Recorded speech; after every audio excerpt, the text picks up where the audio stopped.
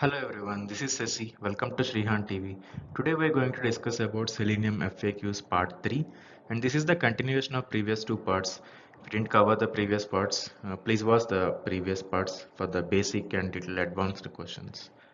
So okay, let's start. So the next question is for the database testing in Selenium WebDriver, what API is required? Yes, we can do database testing in Selenium WebDriver. So the API required here is JDBC, which is Java Database Connectivity API, and it allows us to execute SQL statements. JDBC drivers are available for different databases like MySQL, Oracle, PostgreSQL, etc. Testing frameworks such as TestNG or JUnit can be used in conjunction with JDBC to perform database testing. So we need to have TestNG or JUnit uh, to be in conjunction with JDBC to do the database testing. These frameworks provides annotations, assertions, and other features that facilitate database testing. So this is about this question, and we will move to the next one. Mention the use of XPath in Selenium. XPath is a powerful and widely used technique in Selenium testing for locating elements on a web page. When other locators like ID, class, or name attributes are not available, then we can go for XPath. This is how XPath provides a flexible and versatile way to locate elements. So it is most powerful technique that we are using, the XPath. If there are no other elements available, like locators available, ID, class, or name, we can go for the XPath. And there is CSS selector also, but mostly we will use XPath locator. What are the types of XPath? There are two types of XPath. One is absolute XPath and second one is relative XPath. Absolute XPath starts with the root node of the HTML doc and traverses through the entire doc structure to reach desired element. This is the example HTML slash body slash div. The entire from node starting from node till the end of the code we need to use.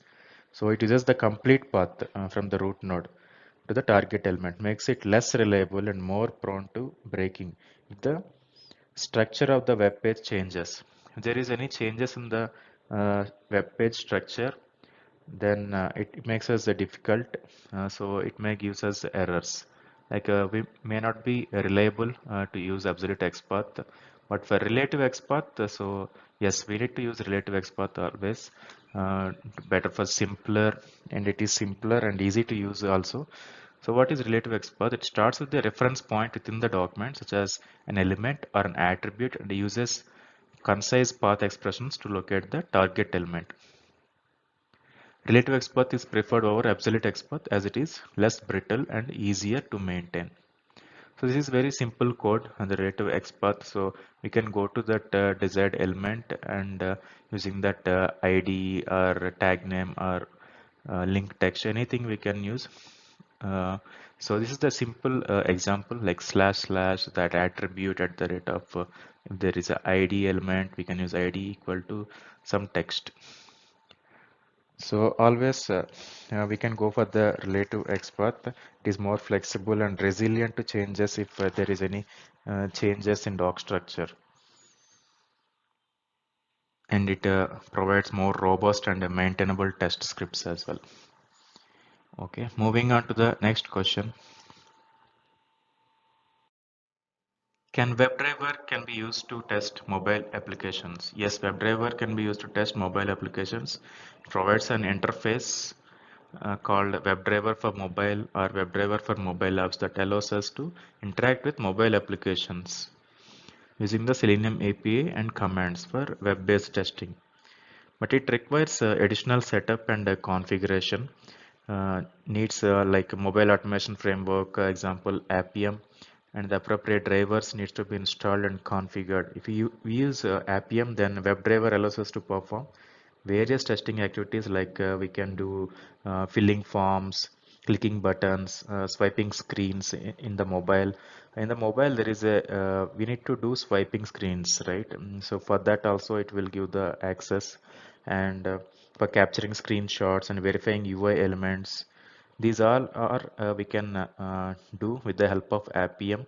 So that is the external feature we need to use and to test the mobile applications. Moving on to the next question. Explain how Selenium Grid works. Selenium Grid is a tool in the Selenium suite that allows you to distribute test execution across multiple machines or devices, creating a grid of interconnected nodes. So Selenium Grid creates a test suite that works by forwarding test cases to the hub, and from there the test cases are redirected to Selenium WebDriver. WebDriver will then execute them in the browser. The test suite allows for running tests in parallel. So Selenium Grid provides a flexible and scalable solution for distributed test execution, making it suitable for we can go for a large scale test automation projects. With this we can do parallel execution also and cross browser testing. So with the Selenium Grid we can do parallel execution. So in interviews we may get a question like can we do parallel tests in Selenium? Yes, we can do parallel execution. It is possible with using Selenium Grid. Moving on to the next question. So how do we handle synchronization issues in Selenium WebDriver? Synchronization issues can occur when the script moves too quickly and the web page is not ready for the next step. So there may be synchronization issues while we are running certain scripts. So that will move very fastly. Then we may get some exceptions during that time. So how to handle these synchronization issues in Selenium WebDriver? We can use like different types of weights like implicit weight, explicit weight, or fluent weight. We already talked about these weights in the previous part.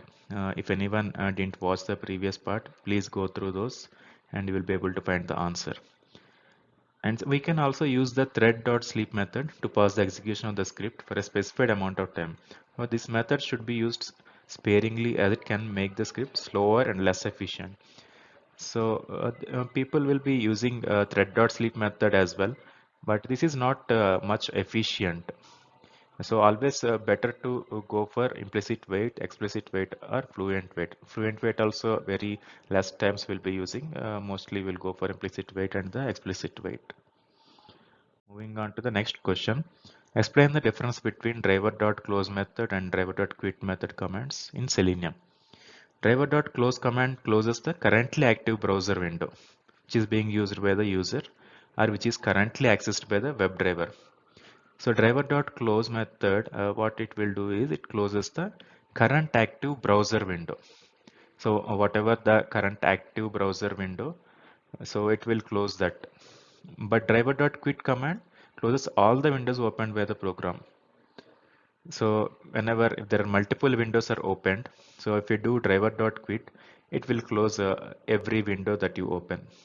So that those are the main differences between these two commands. We will go to the next question. What are the different types of navigation commands? There are certain navigation commands in Selenium. So we can navigate to back, we can navigate forward, and we can do refresh as well. And we can navigate to a new web page as well. So these are the different commands we need to use. Navigate dot back for to go back to the previous page, previous web page. And to move forward to the next web page, we need to use navigate dot forward. And if we need to refresh anything in the current web page by reloading of all the elements, so we need to go for navigate.refresh method.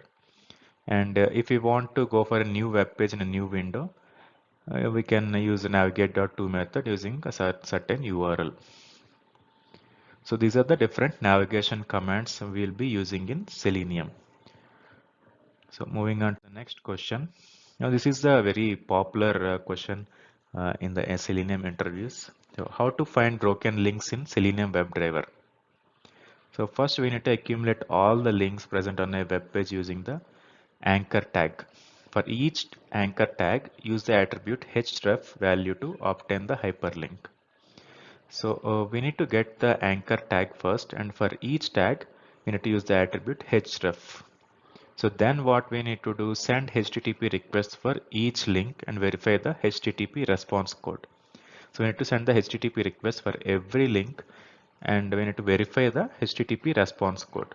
Based on that HTTP response code, we need to determine if the link is valid or broken. So then we need to use driver.get method to navigate to a particular URL and which will respond with the status of 200.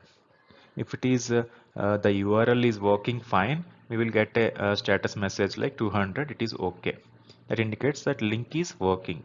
But if we get any other statuses than 200, uh, like suppose 203 or 201 something, then the link is broken. And repeat the same process for all the links captured. This process we are done for single link, and we need to repeat for every link. So if the broken link is there or not. Now this is how we need to find broken links in Selenium WebDriver. This is a very important question. Yeah, and we will go to the next question. How can we perform mouse hover actions in Selenium? To perform mouse hover action in Selenium, we need to use actions class provided by the WebDriver. The actions class allows us to simulate various mouse interactions, including mouse hover or mouse over actions. We can perform mouse over actions in Selenium using the actions class like below, like actions equal to new actions of driver. So create an instance first for the actions class, like actions equal to new actions. Locate the elements which we want to perform mouse hover, like showing in the screen, and perform the mouse hover action using move to element method, uh, like showing in the screen, and locate the submenu item and click on it. The final step is submenu item dot click. This is how we need to mouse hover in Selenium. So using the actions class, we need to perform mouse hover actions in Selenium. Okay, we'll go to the next slide. Explain how to perform drag and drop operations in Selenium WebDriver. So we can perform drag and drop operations in Selenium WebDriver. To perform that, you can use the actions class provided by the WebDriver. Here also we need to use actions class. The actions class allows us to simulate various mouse interactions, including drag and drop. So we need to use the create the instance actions, like actions equal new actions. So we need to locate the source element to drag. So the source element we are defining in a web element. We are adding in a web element like driver.find element by.xpath, uh, whatever the element may be. And we need to use that locator and locate the target element like the below web element target element equal to driver.find element by.xpath uh, with that path, replace with that appropriate locator strategy for the target element. So using this source element and the target element, we can drag and drop by using actions dot drag and drop. Earlier we captured source element, target element, and then we need to do perform. So this is how we need to perform drag and drop operations in Selenium WebDriver. Okay, we'll move on to the next question. So how do we handle dynamic web elements in Selenium? Dynamic web elements are those elements that change continuously on a web page. So we can see there are some web elements, so those will be continuously changing, like in the drop downs or somewhere in some of the websites. You can handle dynamic web elements using various methods such as regular expressions in locators, using XPath functions like contain, starts with, ends with, and also we can use the CSS selectors also to handle dynamic web elements. So this is how we need to handle dynamic web element. These are three ways. Moving on to the next question, how do we handle dynamic drop-downs in Selenium WebDriver? So the select class in Selenium WebDriver is used for selecting and deselecting option in drop-down. In the drop-down, there will be a certain amount of options. The objects of select type can be initialized by passing the drop-down web element as parameter to its constructor. So we need to use the below code like a web element drop down equal to driver.find element by.id, that element, that value of the attribute. And then we need to do select class like select drop down equal to new select drop down. And we can select the drop downs by index, by value, by visible text. These are the three different ways to select the uh, dynamic drop downs. Select by index, it will select based on its index begins with 0, and select by value, it selects an option based on its value attribute, and select by visible text, select an option based on the text over the option. So these are the different ways you can handle dynamic dropdowns in Selenium WebDriver. So these are the different questions in part 3 I've covered. For more questions, we will see it in the next parts. Thank you for watching the complete video. If you like the content, please like, comment, share to your friends. Also, don't miss the upcoming part and do subscribe. Bye bye.